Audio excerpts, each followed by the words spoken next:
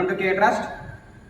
ఈరోజు పుట్టిన జరుపుకుంటున్న సత్తి రామారావు గారు, వారి సతీమణి అయిన సత్తి సునీత గారు, వారి పుత్రుడు సత్తి భానుప్రకాష్ గారు ఈ యొక్క పుట్టిన సందర్భంగా ఏకలవ్య ఇన్స్టిట్యూట్లోని రాత్రి పిల్లలందరికీ భోజనం ఏర్పాటు చేయడం జరిగింది.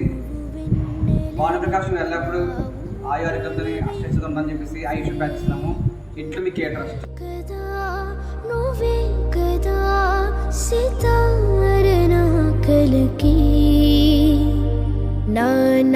నువ్వు నా ప్రాణం మణిన సరిపోదట మాట నా